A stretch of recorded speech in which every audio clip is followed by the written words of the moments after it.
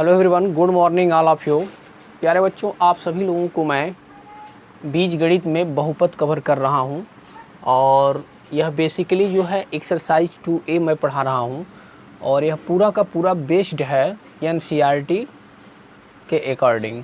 जो भी मैं प्रश्न आपको बता रहा हूं ये टोटल जो है NCERT के थ्रू लिया गया है। ठीक है, तो आप लोग जो है इस वीडियो में अंत तक बने रहेंगे और जो भी चीज़ें मैं बता रहा हूँ उन सभी चीज़ों को आप लोग नोट डाउन करते रहिए। अगर आप हमारे चैनल पर नए हैं तो इस चैनल को ज़रूर सब्सक्राइब कर लें।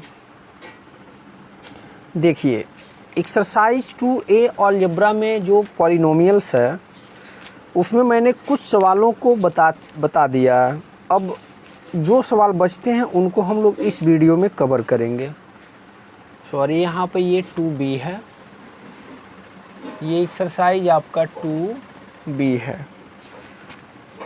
अब 2B में ये बोला है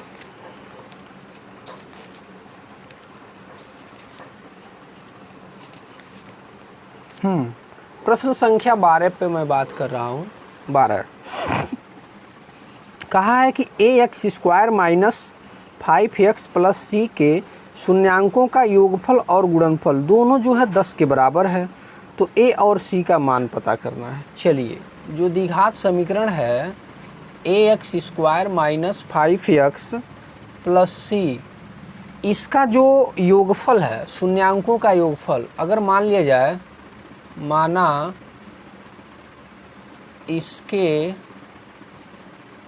शून्यांक अल्फ़ा व बीटा हैं, तो अगर इसके शून्यांक अल्फ़ा और बीटा हैं तो अल्फ़ा बीटा को हम लोग क्या कहेंगे, योगफल बोल देंगे। तो प्रश्न में इसका योगफल दे दिया है, योगफल को बोल दिया है। अब योगफल का जो सूत्र होता है वो अल्फ़ा प्लस बीटा होता है, दोनों को जोड़ेंगे योगफल बताएगा। यहाँ पर मैं लिख दे रहा हूँ शून्यांकों का योगफल, शून्यांकों का योगफल। ये आपके प्रश्न में होता है -b/a, -b/a, अर्थात ये जो -b होता है यह x का गुणांक होता है -5 और a जो है x² का गुणांक होता है। ठीक है, तो ये अल्फ़ा और बीटा आपके प्रश्न में 10 दे दिया है और यहाँ पर 5/a हो गया। अब आगे और इसे मैं बढ़ाऊँगा तो 10a = 5, तो a = 5/10 कट के क्या आ जाएगा, 1/2। तो a की वैल्यू क्या आ जाएगी, 1/2 आ जाएगी। अब आगे इसमें शून्यांकों का गुणनफल, शून्यांकों का गुणनफल, तो शून्यांकों के गुणनफल को अल्फ़ा इंटू बीटा लिखा जाता है और ये c/a होता है। तो ये 10 दे दिया है गुणनफल। c के जगह तो देखिए ऑलरेडी c ही दिया है और a के जगह x² का गुणांक। तो आप देख सकते हैं कि 10a किसके बराबर हो गया, c के। हमें c की वैल्यू चाहिए, तो 10 इंटू a का मान इसमें ले आकर के पुट कर दीजिए, तो कट के क्या मिल जाता है, 5 मिल जाता है। अर्थात a का जो मान आएगा वह 1/2 आएगा और c का जो मान आएगा वो 5 आएगा। तो ये है इस प्रश्न का सॉल्यूशन। प्रश्न संख्या 13 पे मैं बात करता हूँ। प्रश्न संख्या 13 देखिए क्या बोल रहा है। कह रहा है एक बहुपद दिया है, इसका शून्यक ज्ञात कीजिए और इस बहुपद के गुणांकों और शून्यांकों के बीच में संबंध भी स्थापित कीजिए। तो सबसे पहले जो बहुपद है आपका देखिए क्या है, x² प्लस 1/6x और -2 है। पहले तो आप इसे सॉल्व करें, फिर जो है आप चेक करें इनके शून्यांकों में जो इनका योगफल क्या होगा और इनका गुणनफल क्या होगा, उस पर हम लोग बात करेंगे। ठीक है, तो चलिए देख लेते हैं। अगर हम लोग यहाँ से देखते हैं तो हम लोगों को देखिए यहाँ पे x² है और यहाँ पे 1/6x से -2 है, तो इसका फैक्टर कैसे होगा, सभी में से 1/6 कॉमन कर लीजिए। तो 1/6 जब कॉमन करेंगे तो यहाँ पे तो 6 है नहीं, तो 6x² लिखना पड़ेगा और प्लस का x, और ये -6 दूना कितना हो जाएगा 1/6 यहाँ से लेंगे तो कितना हो जाएगा 12 ऊपर करना पड़ेगा, तभी तो ये कट के -2 आएगा। चलिए अब 1/6, अब ये जो है 12 छक्का होता है 72 और 9 अठे कितना होता है 72 होता है।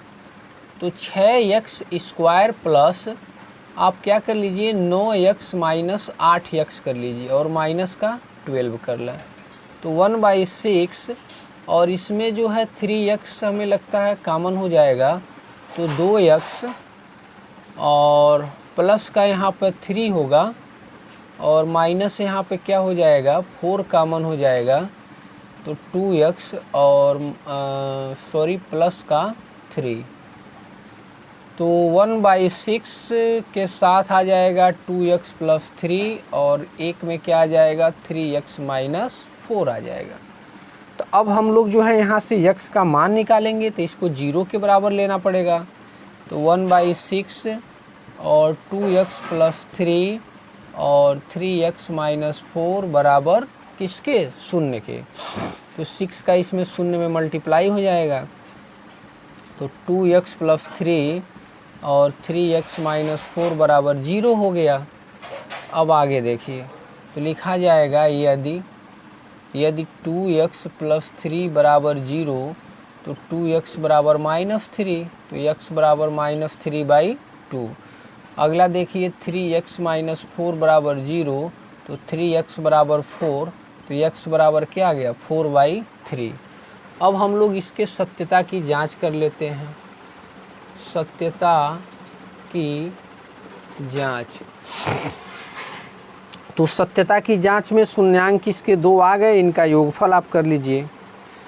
तो शून्यांकों का योगफल जब करेंगे यानी अल्फ़ा प्लस बीटा क्या होता है -b/a के बराबर आना चाहिए।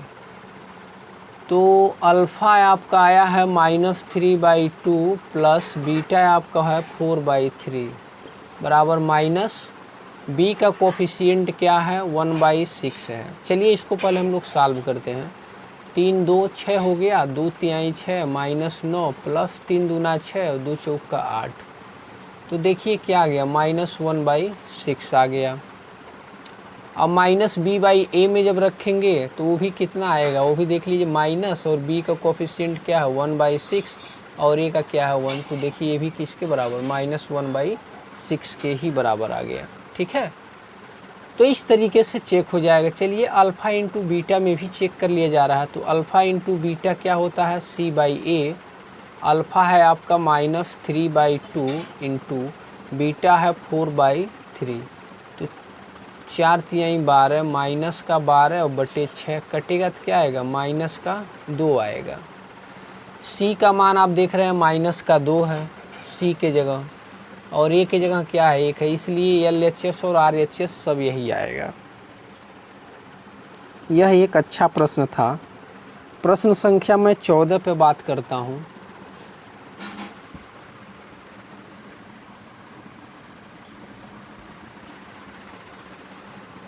तो जो x के मान निकल के आते हैं द्विघात समीकरण को सॉल्व करने पे, वही होते हैं उनके शून्यांक।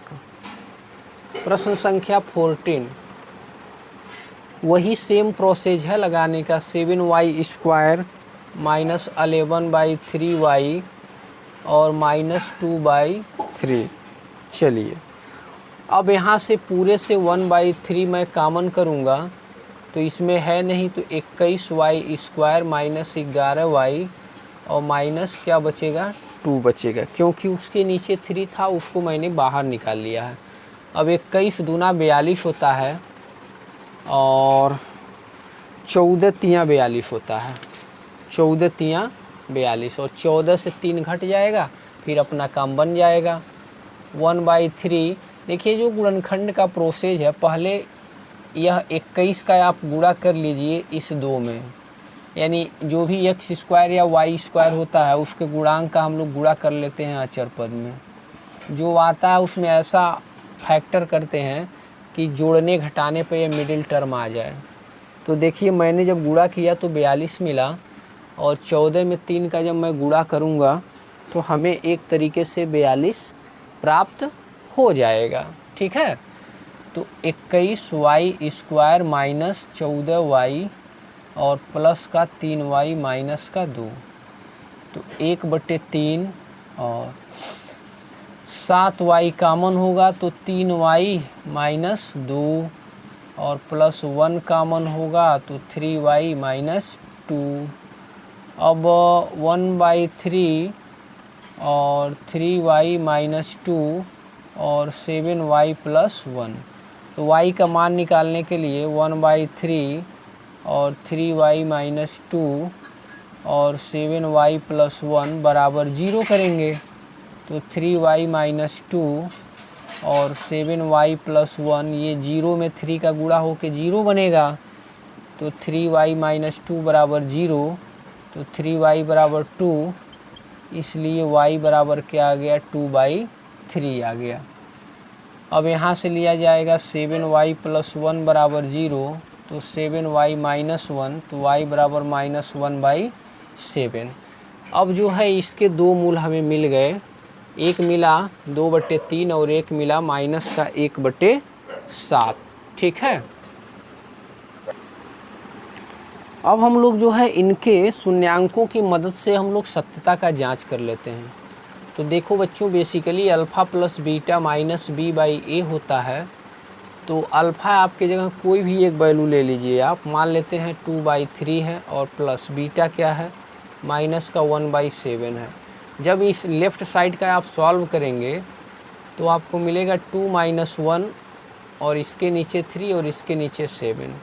तो देखिए 7 और 3 का एलसीएम 3 21 होगा, 3 × 7 = 21, 7 दूना 14 माइनस 7 दूना 14, 2 एकम 2, ऊपर 12 नीचे 21, 3 चौका 12 और 3 सते 21, यानी अल्फ़ा प्लस बीटा 4/7 आना चाहिए। चलिए चेक कर लेते हैं। अब माइनस b/a में, तो इसमें जब रखेंगे तो आप लोग देखिए माइनस और b का गुणांक क्या है 11/3 है, माइनस 11/3 है, और a की जगह क्या है आपका, a की जगह क्या है, a की जगह है आपका देखिए 7 है। तो जब मल्टीप्लाई होगा तो हमें कितना आना चाहिए,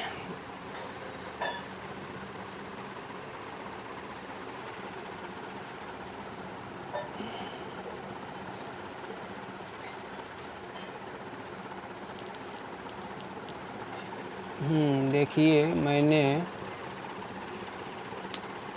7 × 21 3, हाँ सॉरी यहाँ पे मैंने मिस्टेक कर दिया थोड़ा सा, आप देख सकते हैं ये 7 × 21 होगा, 3 करने क्या होगा 3 होगा। तो इस प्रकार से 11/21 आ जाएगा। अब आप माइनस b/, अब अल्फ़ा प्लस बीटा कितना आया 11/21, अब माइनस b/a को सॉल्व किए तो माइनस और b की जगह क्या होगा माइनस 11/3 और a की जगह क्या होगा 7 होगा। तो देखिए ऊपर हो जाएगा 11 और 7 और 3 का होता है 21। तो इस प्रकार से आ गया। अब ऐसे अल्फ़ा इंटू बीटा को आप चेक कर लीजिए, c/a के बराबर होना चाहिए। तो अल्फ़ा का मान है 2/3 और बीटा का मान है -1/7, गुणा करेंगे तो -2/21। c/ वो भी आना चाहिए, c की जगह क्या है -2/3 और a की जगह क्या है, a की जगह 7 है। तो गुणा करेंगे तो -2/ क्या आ गया 21 आ गया। तो इस प्रकार से सत्यता का हम लोग जांच कर लेते हैं। यह एक अच्छा प्रश्न था। अगला कह रहा है शून्यांकों का योगफल दे दिया है करड़ी में 2 और इसका गुणनफल दे दिया है -3/2। कह रहा है इसके शून्य ज्ञात कीजिए। तो पहले हम लोग द्विघात समीकरण बनाएंगे और द्विघात समीकरण बनाने के बाद हम लोग इसका फैक्टर करेंगे। चलिए बेहतरीन प्रश्न है और ये एक्सरसाइज का आखिरी प्रश्न है, इसे हम लोग सॉल्व कर लेते हैं। सबसे पहले मैं क्या लिखता हूँ कि अल्फ़ा प्लस बीटा प्रश्न में दे दिया है, मेंशन किया है रूट में 2, और अल्फ़ा इंटू बीटा प्रश्न में दे दिया है -3/2। हम लोग द्विघात समीकरण का सूत्र पढ़े हैं x² alpha plus beta into x plus alpha into beta, इसी समीकरण में रख दिया जाएगा तो द्विघात समीकरण बन जाएगा। तो x square minus alpha plus beta का मान √2 x plus alpha into beta का मान -3/2, तो x square minus √2 x minus 3/2। अब इसका हमें क्या करना है, हमें फैक्टर करना है। तो 1/2 यहाँ पर ले लीजिए और 2x स्क्वायर माइनस 2√x और माइनस का क्या हो जाएगा 3 हो जाएगा। तो अब क्या करेंगे 1/2 और 2x स्क्वायर माइनस 3√x और प्लस का रूट में 2√x कीजिए ना, ऐसा कीजिए 3 करड़ी में 2x, 2 करड़ी में 2 लाना है ना, यहाँ पे x मैंने लिख दिया है, 2 करड़ी में 2 और यहाँ पे क्या रहेगा x रहेगा। चलिए तो 3 करड़ी में 2 x में से एक करड़ी में 2 x घटेगा तो आपको यही मिलेगा, 2 करड़ी में 2x माइनस का 3। अब यहाँ पर 1/2 है। अब आप कामन कर लीजिए करड़ी में 2x, तो जैसे ही करड़ी में 2x कामन करेंगे तो करड़ी में 2x माइनस इसमें और इसमें आपको कामन करना है, तो करड़ी में 2x माइनस का 1 मिनट रुक जाइए। अगर हम लोग इसमें से करड़ी में 2x लेते हैं तो जाहिर सी बात है करड़ी में 2x लिखना पड़ेगा और इसमें से क्या बचेगा माइनस का 3 बचेगा। अब प्लस का 1 यहाँ पे ले लीजिए और यही बात एज इट इज़ लिख दीजिए √2x माइनस √3, क्योंकि दोनों जो कोष्ठक होता है उसमें मान हमारा समान आना चाहिए, नहीं तो हमारा सवाल गलत हो सकता है। ठीक है, तो करड़ी में 2x माइनस का 3 बाहर कीजिए और करड़ी में 2x प्लस का 1 एक साथ लिख दीजिए। अब हमें चूँकि x का मान निकालना है, क्योंकि हमें शून्यक प्राप्त करना होता है, तो 1/2 और करड़ी में 2x माइनस का 3 और करड़ी में 2x प्लस का 1 बराबर 0 के, तो करड़ी में 2x माइनस 3 और करड़ी में 2x प्लस 1 बराबर 0, तो लिखा जाएगा करड़ी में 2x माइनस 3 0, तो करड़ी में 2x बराबर 3, तो x बराबर 3/करड़ी में 2। यहाँ से आप मान निकालेंगे तो करड़ी में 2x प्लस 1 बराबर 0, तो करड़ी में 2x बराबर -1, तो x बराबर -1 अपान करड़ी में 2। तो इस प्रकार से यह चैप्टर हम लोगों का समाप्त हो जाता है। तो आई होप आप अच्छे से समझ पा रहे होंगे। अगर आपको वीडियो अच्छा लग रहा है तो प्लीज़ इसे लाइक कीजिए, चैनल को सब्सक्राइब कीजिए और ज़्यादा से ज़्यादा वीडियो को एक दूसरे पे अपने फ्रेंडशिप में, अपने ग्रुप में शेयर कीजिए। तो thanks for watching this video. मिलते हैं अगले क्लास में। जय हिंद, नमस्कार।